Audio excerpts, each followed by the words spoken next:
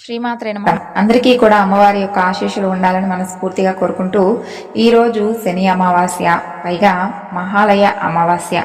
మరి ఈ రోజున వినవలసినటువంటి కథ గురించి తెలుసుకుందాం. ఈ కథను విన్నా, చదివినా, వినిపించినా పితృదోషాలు తొలగిపోయి గ్రహ దోషాలు కూడా తొలగిపోయేటటువంటి పవిత్రమైనటువంటి ఈ కథ గురించి భక్తి శ్రద్ధలతో విందాం. పూర్వం అందమైనటువంటి మహోదయం అనేటటువంటి నగరం ఉండేది.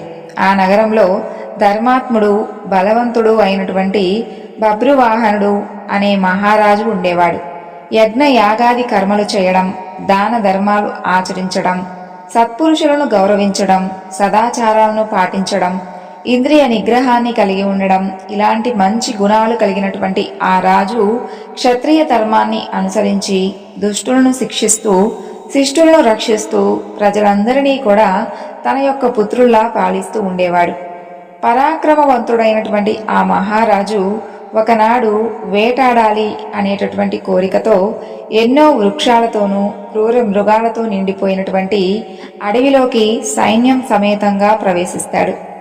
అడవిలోకి వెళ్ళినటువంటి ఆ రాజు కొంత దూరం వెళ్ళిన తర్వాత అక్కడ ఒక మృగాన్ని చూస్తాడు. ఒక్కసారిగా బాణాన్ని ఎక్కుపెట్టి ఆ యొక్క మృగం మీదకు వదులుతాడు. బాణం సరాసరి వెళ్ళి ఆ మృగానికి గుచ్చుకుంటుంది. వెంటనే గుచ్చుకున్నటువంటి బాణంతో సహా ఆ మృగం పరుగెత్తింది. అలా రక్తం కారుతున్నా కూడా చలించకుండా పరిగెడుతూ ఉన్నటువంటి ఆ మృగాన్ని వెంబడించాడు బభ్రువాహనుడు. అలా వెళుతూ ఆ వనంలో నుండి మరొక వనంలోకి ప్రవేశించాడు.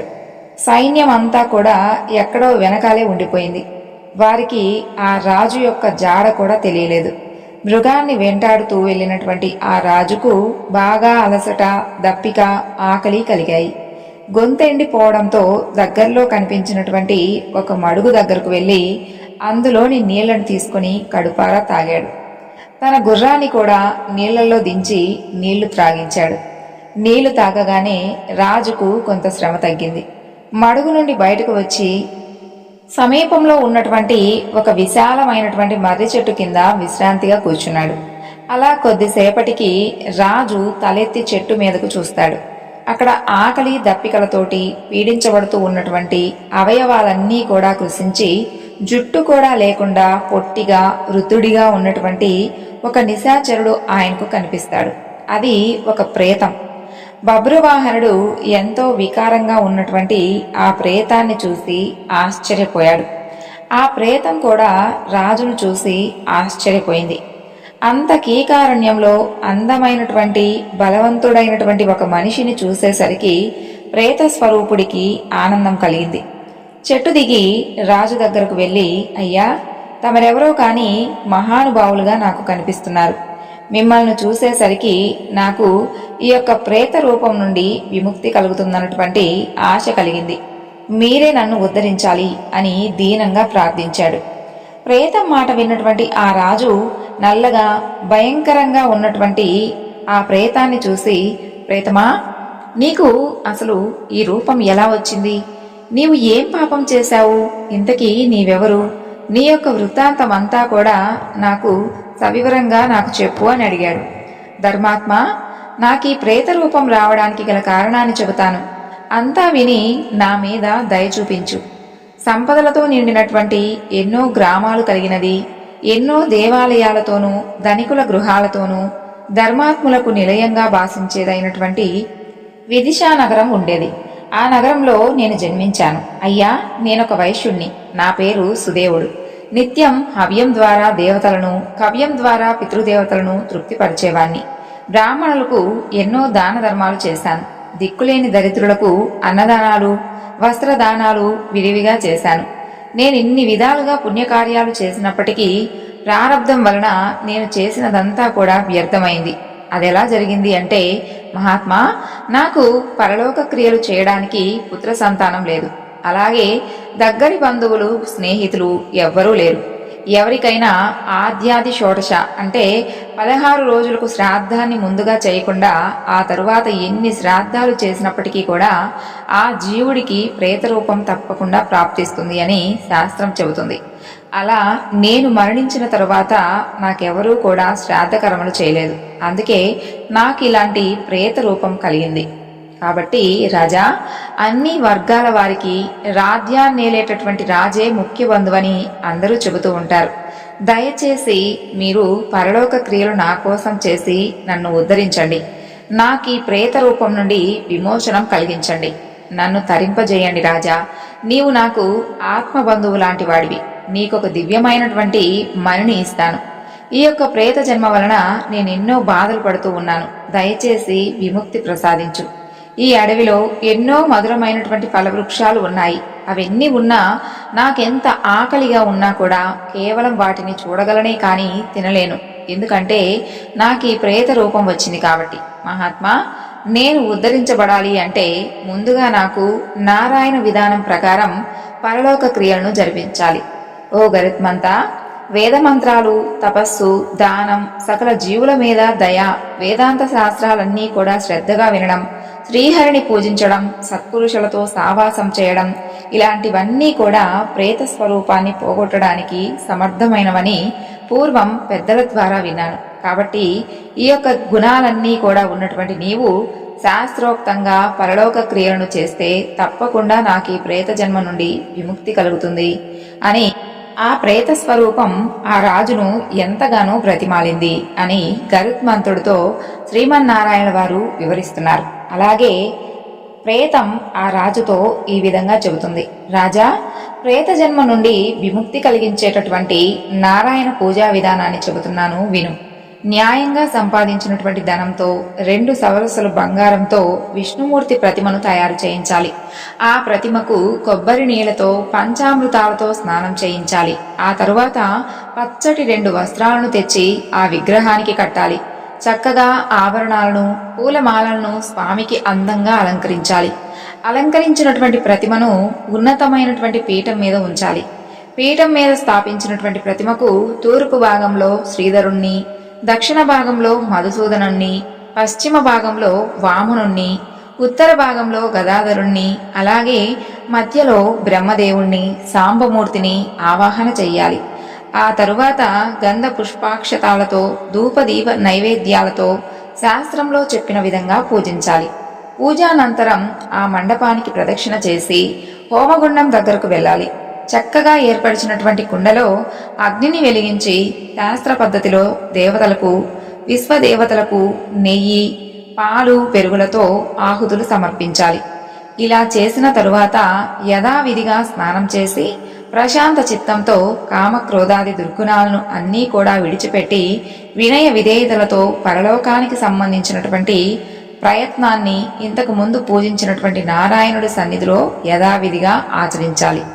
ఈ విధంగా శ్రాద్ధం మొత్తం శ్రద్ధగా చేసి అందులో భాగంగా వృషోత్సర్జనం చేసిన తరువాత శరీర దానం చేయాలి. చివరగా ప్రేతానికి ఉదక కుంభాన్ని దానం చేయాలి.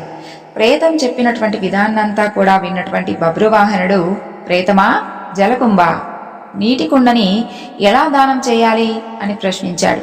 ఆ ప్రేతం ఇలా చెప్పడం ప్రారంభించింది. రాజా, ప్రేతఘటాన్ని దానం చేయడం వలన ఆ ప్రేతకు సంబంధించినటువంటి అన్ని రకాల దుర్గతులు తొలగిపోతాయి. బంగారంతో కానీ మట్టితో కానీ ఒక కుండను తయారు చేసి ఆ కుండలోకి పాలు, పెరుగు, నీళ్లు, తేనె, నెయ్యి వేసి అందులోకి బ్రహ్మ, విష్ణు, మహేశ్వరులను, అష్టదిక్పాలకులను ఆవాహన చేసి యోగ్యుడైనటువంటి ఒక బ్రాహ్మణుడికి నమస్కారం చేసి దక్షిణతో కలిపి ఆ కుండని దానం చేయాలి. ఈ దానం ఇవ్వకుండా వేరే ఎన్ని రకాల దానాలు చేసినా కూడా ఫలితం ఉండదు.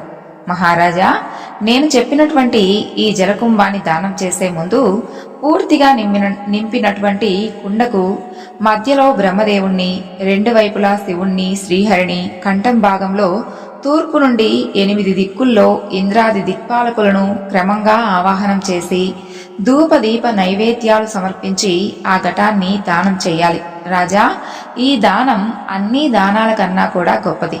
ఇది సకల పాపాలను పోగొడుతుంది. కాబట్టి నా యొక్క ప్రేత రూపం తొలగిపోవడానికి ఈ ఘటదానం చెయ్యాలి అని చెప్పింది.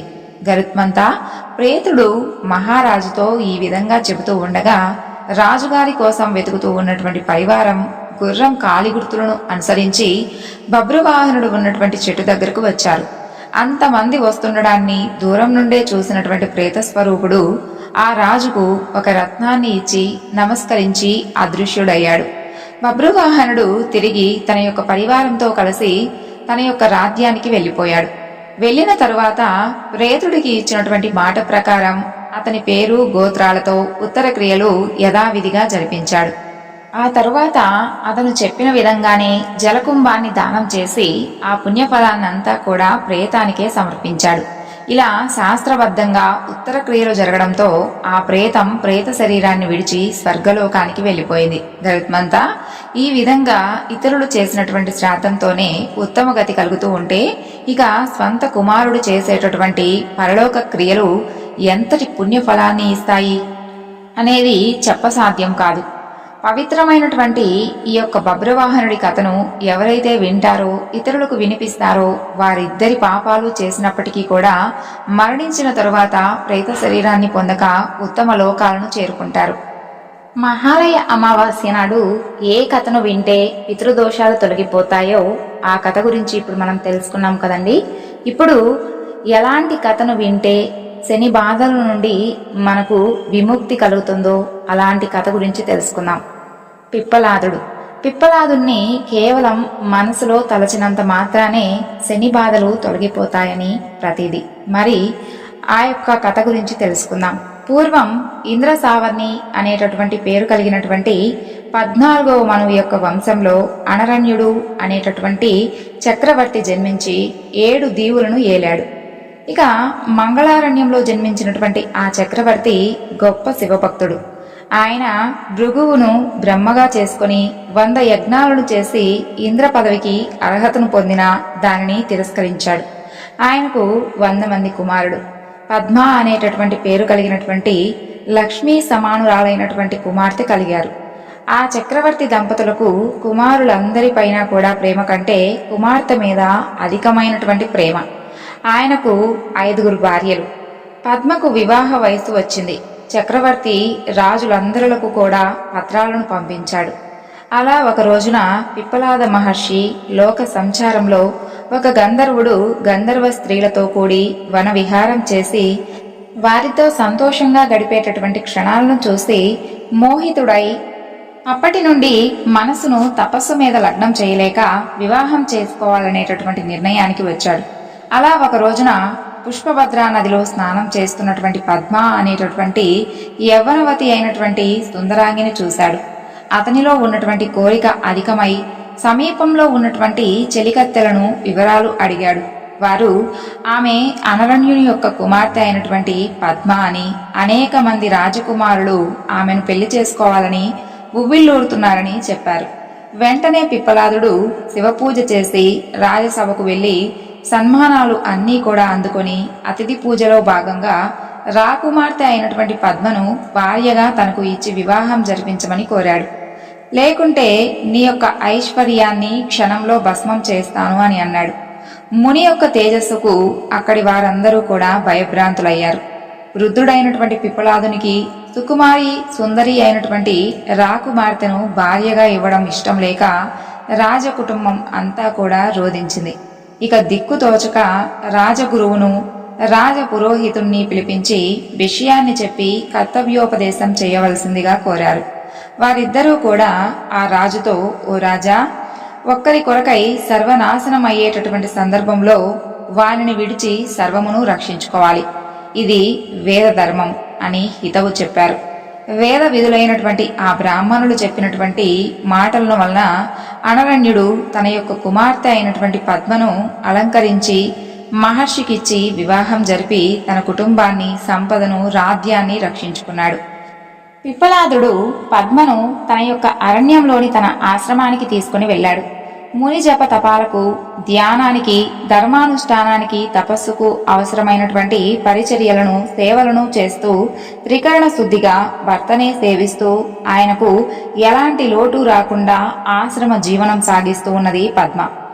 భర్త యొక్క మనసెరిగి మసులుకుంటూ ఉండేది. అన్యోన్యంగా ఆనందంగా సాగిస్తూ ఉన్నారు వారి యొక్క దాంపత్యం.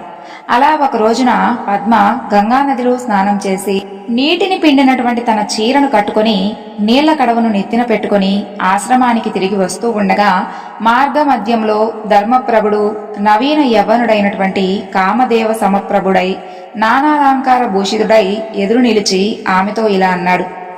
ఓ చారురూపిణి సుందరి, అర్ధవస్త్ర పరిధానంలో మబ్బుల చాటున చందమామల మెరిసిపోతున్నటువంటి నీవు ఎవరు?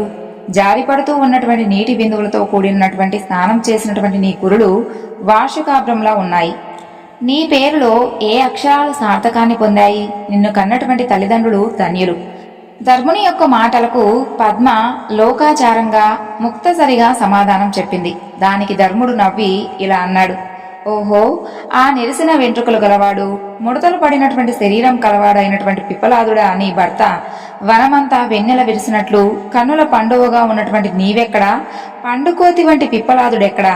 నీ యొక్క సౌందర్యం రాజపూజితం. తపస్సు చేసుకునేటటువంటి మునికి ఇంతటి అపురూప సౌందర్య రాశి భార్యగా అక్కర్లేదు. నేను రాజశ్రేష్ఠుడను. ఆ యొక్క ముసలివాణ్ణి వదిలివేయి, నాతోరా. ఆమె యొక్క ఆంతర్యాన్ని పరీక్షింపగోరి ఇలా పలికినటువంటి ధర్ముడు ఆమె చేతిని పట్టుకోబోయాడు. ఆ తరువాత ధర్ముని యొక్క దురాగతాన్ని సహించలేక మహాక్రోధంతో మండిపడినటువంటి పద్మ ఇలా అంది. ఓ మానవాదమా, దూరంగా ఉండు. నువ్వు పాపాత్ముడవు. పరస్త్రీని కామదృష్టితో చూసినటువంటి నీవు నిస్సందేహంగా నశిస్తావు. తపోధనుడైనటువంటి పిప్పలాదుడు ఎక్కడా? కామకుడైనటువంటి నీవెక్కడా? నీవు కాలగతిలో నా యొక్క శాపం వలన క్షయాన్ని పొందగలవు. ఆమె శాపానికి గడగడా వణికి రాజవేషాన్ని విడిచినటువంటి ధర్ముడు ఇలా అన్నాడు. ఓ మాత, నేను ధర్మదేవతను, గురువులకు గురువును. ఈశ్వర ప్రేరితుడనై ఈ యొక్క చిలిపి పని చేశాను. నాకు తగినటువంటి శాస్తి చేశావు. అందరికీ వారి వారి యొక్క కర్మానుసారంగా ఫలాలను ఇచ్చేవాడు ఈశ్వరుడే కదా తల్లి. నా యొక్క శాప విముక్తిని కూడా నీవే అనుగ్రహించు. అప్పుడు పద్మ పశ్చాత్తప్తురాలై ఇలా శాప విముక్తిని ప్రసాదించింది. ఓ ధర్మదేవత, పతివ్రత శాపం ఫలించి తీరుతుంది. ధర్మం క్షయించిన నాడు లోకాలన్నీ కూడా వ్యాకులమవుతాయి. నీవు నశించకూడదు. కాబట్టి నేనొక వ్యవస్థను చేస్తున్నాను. నీవు సత్యయుగంలో ఎంతో పరిపూర్ణంగా విరాజిల్లుతావు. ఆపై త్రేత, ద్వాపర, కలియుగాలలో ఒక్కొక్క పాదం చొప్పున క్షయిస్తూ కలియుగాంతానికి అమావాస్య చంద్రునిలా కానరావు. తిరిగి కలి తరువాత ఆరోహణ క్రమంలో కాలగతిలో వచ్చేటటువంటి ద్వాపర, త్రేత, కృత, సత్యయుగాలలో ఒక్కొక్క పాదం చొప్పున వృద్ధి చెందుతూ సత్యయుగంలో పూర్ణుడవై ప్రకాశిస్తావు. ఆ యుగంలో నీవు సర్వవ్యాపకుడవై ఉంటావు. ఈ నా మాటలు నీకు సుఖాన్ని కలిగించుగాక. నేను నా పతిని చేరుకుంటాను. ఇలా పలికి పద్మ గృహానికి చేరుకున్నది. ఆమె యొక్క పతిభక్తికి ధర్మప్రభు సంతోషించి ఇలా అన్నాడు. ఓ పతివ్రత, నీకు మంగళమవుగాక. నీ భర్త అయినటువంటి పిప్పలాదుడు రూపవంతుడు, సంతత స్థిరమైనటువంటి యవ్వనుడు అగుగాక. మార్కండేయుని మించినటువంటి అధిక చిరంజీవి అగుగాక. కుబేరుని మించినటువంటి అధిక ధనవంతుడుగాక. ఇంద్రుని కంటే అధిక ఐశ్వర్యం కలవాడుగాక. విష్ణువుతో సమానమైనటువంటి శివభక్తి కలవాడుగాక. కపిల మహర్షిని మించినటువంటి సిద్ధుడగుగాక. బృహస్పతికి సమానమైనటువంటి బుద్ధిశాలి అగుగాక. బ్రహ్మతో సమానమైనటువంటి సమత్వ భావన కలిగి ఉండుగాక. మీ యొక్క దంపతుల యందు రూప యవనాదులు స్థిరమై నిల్చుగాక. నీ భర్త కంటే అన్నిటా అధికమైనటువంటి గుణవంతులైనటువంటి 10 మంది పుత్రులకు నీవు తల్లివి అవుగాక. ఇలా ఆశీర్వదించినటువంటి ధర్మునికి ప్రదక్షిణ నమస్కారాదులు ఆచరించి తన యొక్క ఆశ్రమానికి చేరుకుంది పద్మ. ధర్ముడు తన యొక్క నిజస్థానానికి చేరుకున్నాడు. అసలు కేవలం పిప్పలాద అనేటటువంటి నామస్మరణ చేస్తేనే శని బాధలు తొలగుతాయి అనేటటువంటి ఆ పేరుకు అసలు అర్థం ఏమిటి, పిప్పలాదుని యొక్క వృత్తాంతం ఏమిటి తెలుసుకుందాం. సూతుడు శౌనకాది మునులతో ఇలా చెప్తున్నాడు. మునులారా, రుద్రుని యొక్క అవతారమైనటువంటి పిప్పలాదుని చరిత్రను చెబుతున్నాను వినండి. పూర్వం బ్రాహ్మణుడు, మహాశైవుడు, గొప్ప ప్రతాపం కలవాడు, భృగువంశంలో జన్మించినవాడు అయినటువంటి దధీచి అనే మహర్షి ఉండేవాడు. ఆయన చవనపుత్రుడు. ఆయన ఒకప్పుడు విష్ణువును నిర్జించి శపించాడు. ఆయన భార్య పేరు సువర్చ. ఆమె మహాపతివ్రత, సాధ్వి.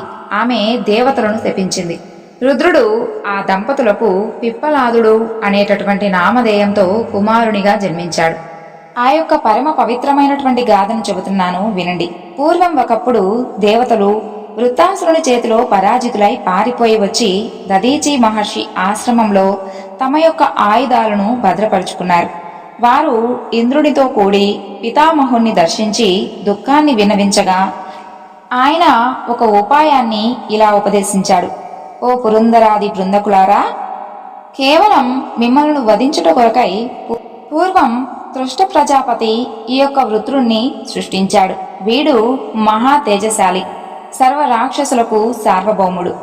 వీడు ఏ ఆయుధం వలన కూడా చావడు. చివరకు త్రిమూర్తులమైనటువంటి మా ఆయుధాల చేత, అస్త్రాల చేత కూడా దీనికొక ఉపాయం ఉంది.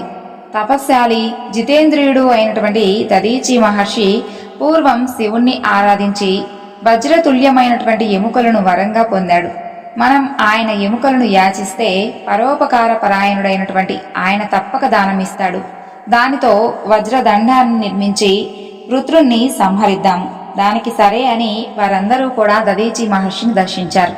జ్ఞానశ్రేష్ఠుడు బ్రహ్మవేత్త అయినటువంటి మహర్షి తన యొక్క మనోనేత్రంచే వారి యొక్క రాకలోని ఆంతర్యాన్ని గుర్తించి తన భార్య అయినటువంటి సువర్చను ఇంట్లోకి పంపించి దేవకార్యాన్ని తెలుపవలసిందిగా కోరాడు. వెంటనే స్వార్థాన్ని సాధించుకొనుటలో సమర్థుడు, నీతి శాస్త్ర కోవిదుడు అయినటువంటి దేవరాజు వినయంగా చేతులు జోడించి వృత్తాసురుని వలన పడుతున్నటువంటి బాధలను అన్నీ కూడా వివరించి పితామహుని యొక్క ఆదేశానుసారంగా ఎముకలను యాచించాడు. దేవేంద్రుని యొక్క అభిమతానికి మహదానందాన్ని పొంది, దేవరాజా, మరణానంతరం చితికి ఆహుతి అయి బూడిదయ్యేటటువంటి ఈ యొక్క శరీరం దేవ కార్యానికి ఉపయోగపడుతుంది అంటే అంతకంటే ఈ యొక్క పాంచభౌతిక దేహానికి సద్వినియోగం ఏముంటుంది చెప్పు అని మనసులో మహాదేవుణ్ణి స్మరించి పాము కుబుసాన్ని విడిచిపెట్టినట్లుగా దోసకాయ తీగను విడిపోయినట్లుగా యోగశక్తిచే శరీరాన్ని విడిచిపెట్టాడు దదీచి. ఇంద్రుడు తక్షణం సురభిధేనువును ఆహ్వానించి దేహం నుండి ఎముకలను వేరు చేయించి ఆ యొక్క ఎముకలతో దేవతలకు అస్త్రములను నిర్మించమని విశ్వకర్మను ఆదేశించాడు. దేవశిల్పి దదీచి వెన్నెముకతో వజ్రదండాన్ని, బ్రహ్మశిరం అనేటటువంటి బాణాన్ని నిర్మించి ఇంద్రుడికి ఇచ్చాడు. పక్కటెముకలతోనూ మిగిలినటువంటి ఎముకలతోనూ అనేక ఇతర ఆయుధాలను నిర్మించి దిక్పాలకులకు, ఇతర దేవతలకు ఇచ్చాడు. ఇంద్రాది దేవతలు ఆ యొక్క ఆయుధాలతో వృత్తాసురుణ్ణి తప్పకుండా సంహరించి సంతోషించవచ్చని ఎంతో ఆశగా ఉన్నారు. అలాగే వృత్తాసురుణ్ణి సంహరించి సంతోషంతో గొప్ప ఉత్సవాన్ని చేసుకున్నారు. మున్లారా, భర్త యొక్క ఆజ్ఞను పాటించి సువర్చ ఆశ్రమం లోపలికి వెళ్ళింది అని చెప్పాను కదా. ఆమె గృహ కృత్యాలను ముగించుకొని తిరిగి వచ్చి చూసేసరికి భర్త కనిపించలేదు. అంతా కూడా అమంగళకరంగా గోచరించింది. ఆ పతివ్రత క్షణంలో దేవతలు చేసినటువంటి పనిని గ్రహించి, ఓ అమరులారా, మీరు దుష్టులు, లుబ్ధులు, స్వార్థపరులు. మీ యొక్క కార్యం మీకు నెరవేరితే మీకంతే చాలా. ఇతరుల యొక్క దుఃఖంతో మీకు పనే లేదా? మీరు జ్ఞానం లేనటువంటి పశువులు. ఈనాటి నుండి నా ఈ శాపంచే మీరు పశువులవుదరుగాక అని ఆగ్రహంతో శపించింది. భర్త లేనటువంటి జీవితం ఉదర పోషణార్థమే అని, ఉత్తమ లోక ప్రాప్తికి సాధనం కాదని ఎరిగి పతి యొక్క తోడే లోకమని నిశ్చయించుకొని అభిమానవతి అయినటువంటి ఆమె పవిత్ర సమిధులతో చితిని పేర్చుకొని పతి వెళ్ళినటువంటి లోకానికే తను కూడా అనుగమించడానికి స్థిరపడింది. అంతటా శివప్రేరితమైనటువంటి ఆకాశవాణి, ఓ దేవి, సాహసం చేయవద్దు. వేదసారమైనటువంటి నా యొక్క ధార్మిక వచనాలను విను. ఆత్మహత్య మహాపాపం. అంతేకాదు, నీ గర్భంలో బ్రహ్మతేజ సంపన్నుడైనటువంటి దదీచి మహర్షి తేజం వృద్ధి చెందుతూ ఉన్నది. అఖండ తేజో విరాజమానుడైనటువంటి బాలుడు రుద్రాంశతో జన్మించబోతున్నాడు. గర్భిణీ అయినటువంటి స్త్రీ ఏ యొక్క ఉపాయం చేతనైనా సరే దేహాన్ని రక్షించుకోవాలని వేదానుశాసనం. మరి ముందు గర్భస్థ శిశువుకు జన్మను ఇయ్యి, ఆ తరువాత నీ ఇష్టం. ఇలా ధర్మబోధ చేసింది. ఆకాశవాణి యొక్క పలుకులకు విస్మితురాలైనటువంటి సువర్చల బాలుడు ఉదయిస్తున్నాడు అని చెప్పేసరికి ఎంతో ఆనందంతో కొన్ని నెలలు గడపసాగింది. ఆ తరువాత నెలలు నిండేసరికి రాతితో తన యొక్క గర్భాన్ని చీల్చుకున్నది.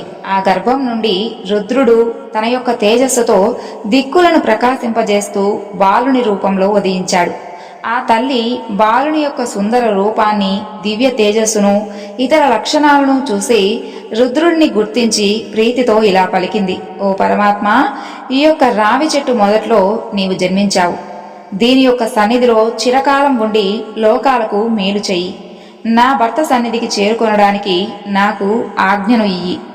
రుద్రరూపుడమైనటువంటి నిన్ను నా యొక్క పతితో కూడి అక్కడ ధ్యానం చేస్తాను. ఇలా పలికి ఆమె సమాధిని పొంది భర్త యొక్క సాన్నిధ్యానికి చేరుకుంది. ఇంతలో సమస్తమైనటువంటి దేవతలు అక్కడకు వచ్చి బాలుని స్తుతించి ఆశీర్వదించారు. పితామహుడు ఆ బాలునికి యథావిధిగా సంస్కారాలను చేసి పిప్పలాదుడు అనేటటువంటి నామకరణం చేసి మమ్మల్ని అనుగ్రహించవలసిందని బాలరుద్రుణ్ణి ప్రార్థించారు. కాలక్రమంలో ఆ బాలుడు పెరిగి పెద్దవాడై సమస్త విద్యలను నేర్చి అనరణ్య మహారాజు కుమార్తె అయినటువంటి పద్మాదేవిని వివాహమాడి ఆమె యందు తనతో సమానమైనటువంటి 10 మంది పుత్రులకు జన్మనిచ్చాడు.